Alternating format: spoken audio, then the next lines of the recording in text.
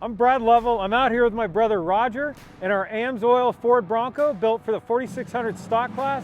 We're going to show you guys a little bit about the truck, the ins and the outs, and what makes it so fast out here in the desert. You know, Broncos have been a big part of Brad and I's life, and I came home from the hospital when I was born in the backseat of a Bronco in a blizzard.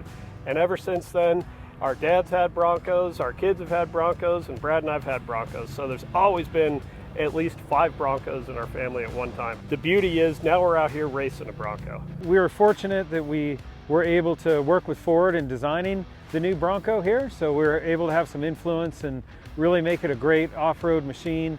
And this particular Bronco here is pretty special because it started life as what's called a DCV. I have no idea what that stands for, but that is the first round of prototypes of a vehicle that are built. This vehicle is all hand built. It's not made in a factory. So there has been a lot of time and energy put into this particular Bronco, and it makes it pretty unique. Maybe one of these days it'll be a collector's piece, but for right now, it's all about winning in the desert. 4600 stock class for Ultra 4 and King of the Hammers requires 35-inch tires, maximum of a 2.5-inch single shock per corner. You have to keep the existing suspension architecture. So leaf springs have to stay leaf springs, solid axles have to stay solid axles. You also have to maintain the whole tub and body structure of the vehicle and the frame plus cross members. So what that does is really limit how much you can modify the vehicle and ensures that it stays a true Bronco when we're out there racing. So what we have here under the hood is the stock Bronco 2.7 liter twin turbo engine. It's a light, tight package, and we wanted to stick with the original powertrain in the vehicle. It also has the stock 10R60 transmission, so all 10 speeds in high range and low range. That really gives us the opportunity to go fast in low range, slow in high range. Behind the transmission, we did change to an Atlas transfer case, so we can decouple the rear end and just do front drive in the rocks if we want to, or vice versa. And it's also given us a little bit lower gearing in the rocks. You can see everything is, everything's factory and stock in here, with the exception of a cross member here that gives us some added support for the front suspension, the remote reservoirs for the shocks, and a power steering reservoir. Everything else is factory. One thing we use a lot out there in the rocks is this little camera right here. It's a huge benefit because you can see all the rocks right here where I'm standing rather than have to look over the hood line. So big help out there in the rocks. And from a co-driver perspective, it's really interesting because when I'm co-driving in other vehicles, I'm watching the GPS and I'm watching out the windshield on what's going on. Now I'm watching the GPS and I'm watching a TV screen in the truck, and it really changes the way your brain works, and it takes some time to get used to, but once you make it work, it's phenomenal and it feels like a real advantage. Another thing that's kind of unique about what we're doing, we've rearranged some of the charge air cooler and everything to tuck a Warn Xeon winch under here, and it's very much nested back in the vehicle. It's kind of difficult to get to, but with Warn they have technology so you don't even have to reach in there and engage the clutch anymore. We have it all hardwired up to the dash, so if Roger's out here pulling cable, I can engage the clutch, I can disengage and go in and out on the winch. So one of the things out here, obviously the rocks are huge, and when we're out doing rock crawling in a stock vehicle, it's really important to have some real beefy skid plates. So we've added skid plates. They have a high density plastic down here, and the nice thing about that, when you hit a rock really hard, it absorbs a lot of the energy, so you don't get the super hard hit. It's basically just like a plastic cutting board, so the rocks just slide off it. So obviously there's a lot to be said where the rubber hits the road. Everything in this chassis and the vehicle is all about the contact patch between the tires and the ground. And so for that important job, obviously we've chose BFG KM3 mud terrains. This is a very robust tire and a bead-lock wheel. So what this bead-lock wheel does, so this ring here pinches the outside bead of the tire between two faces. And what that does is prevent this from de-beading when we have big rock hits or when we're going fast through turns in the desert. These are forged method trophy truck wheels. This is a trophy truck bolt pattern, and we hit trophy truck sized rocks out there. We also have inside the tire what's called an inner liner. It sits out maybe about midpoint of the tire, and it's inflated to about 20 pounds of pressure more than what's in the tire. If we take a really big jump, we take a really hard hit, it's an additional cushion that helps protect the tire. It also gives us a little bit more safety if we're running on a flat tire. We also have dual rate springs on our Fox shocks here. So there's a real stiff spring on the bottom, there's a softer spring on the top. That allows for compliance over small bumps, but when you go take a big hit, obviously there's more spring right there that you want. For this class, we had to go back to a monotube shock. So this is just a single cylinder with a piston with shims on it. We have big reservoirs on here, and we also have additional coolers to help keep the shocks cooled. One of the things you'll notice that makes this vehicle really unique are these portal front hubs. You'll notice that the center of the tire is different than the center of the CV shaft coming into it. So that's about a 3.5 inch difference. And what we're doing there is we have a gear reduction. So you take a lot of the torque out of the system before it goes back into the front drive, into the transfer case, and into the rest of the drivetrain. Safety is obviously a big issue out here. So what's the first thing you wear? It's a helmet. This is a carbon fiber helmet because it can get really heavy out here going through bumps. It's important to keep that weight down.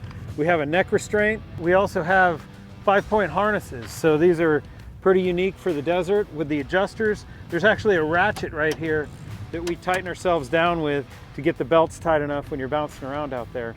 We have communication between driver and co-driver. That's what this line is here. And then this brings in fresh filtered air into your helmet. So obviously you can imagine that there's a lot of dust out there, and this filters that dust to a certain degree, but it also gives you positive pressure inside your helmet, so all the dust blowing over you isn't coming in on you. When I'm outside of the car helping Brad winch or stacking rocks or doing something like that, I always keep my helmet on, but I have a Bluetooth adapter here on my helmet, so I can turn this on, it interlinks with the truck, and then Brad and I can talk back and forth through the helmets, because when you have these helmets on, it's impossible to hear. You can't even hear a crowd of people around you. Broncos are known for their windowless doors, but we added a structure here for the required window nets. One thing that's special to us is we really prefer this string style because you can see out of it so much better. Visibility is very important driving off-road, especially in rocks. I think that your ability to get through the rocks is a summation of your visibility, capability, and maneuverability. Some of the changes we've made on the driver's side of this vehicle, obviously the first thing you can see, this is an aftermarket steering wheel, and it has these awesome carbon fiber paddle shifters here. So I can go through and bang all 10 gears out, upshift, downshift, however much I want, with keeping the transmission in manual mode. We also have, these are brake shutoff valves. So if we were to happen to cut a brake line for the front or rear, you can just isolate the systems just like that. It's very easy to shut them off in the case that you have a cut brake line.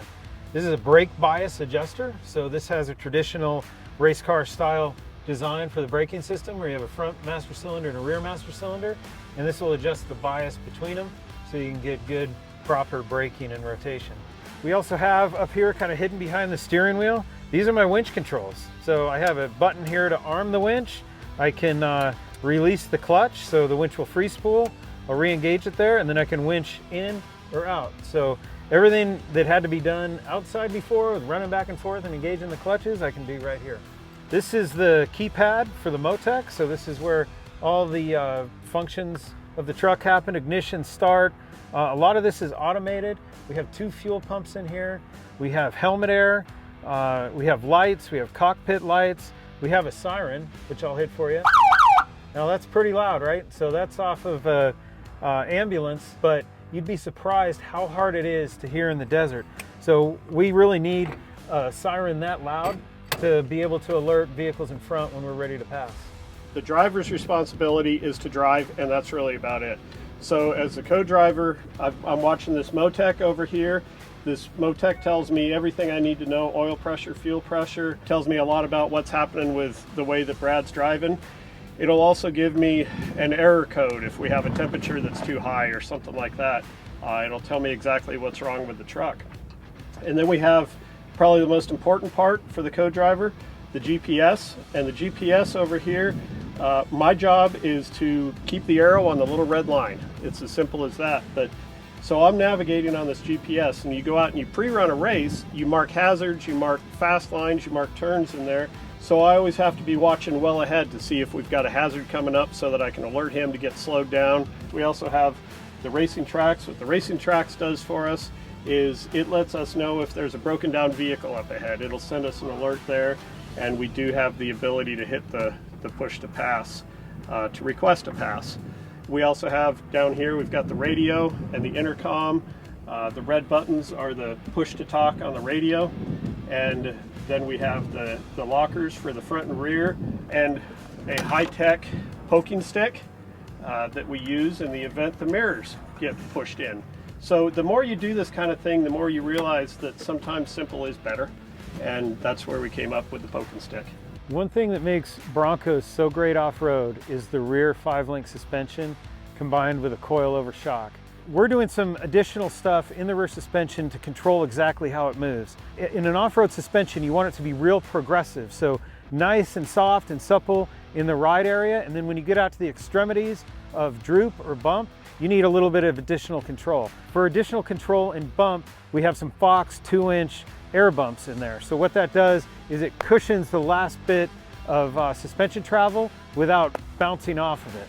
Also in full droop, we have limit straps, and what those straps do is they stretch just a little bit, and that stretch helps damp everything going on with the axle and keep the chassis running nice and smooth. The 4600 class rules allow you to change axles. So one thing we've done here is we've put a Dynatrac Dana 60 rear end in this vehicle. Now why did we select that? Well, it has a real nice trimmed up bottom right down here. And you want that to be as high as you can get it, obviously, because you're slipping and sliding over the rocks better there. This rear axle is kind of a hybrid axle between Spider-Trax and Dynatrac. So it has 300M 40 spline axles from Spider-Trax. It has basically trophy truck outer unit bearings. So everything in this rear axle is super robust and is really allowing us to crash through the rocks, drag it over whatever we can. And look, that's the nature of rock crawling. We've elected to use an air locker in this Dana 60. So what an air locker does, it's a pneumatic system, and it allows you to engage a locker or disengage it. So when you have the differential locked up, when you apply torque to the rear end through the drive shaft, both tires are going to spin, regardless if one is unloaded in the air or loaded.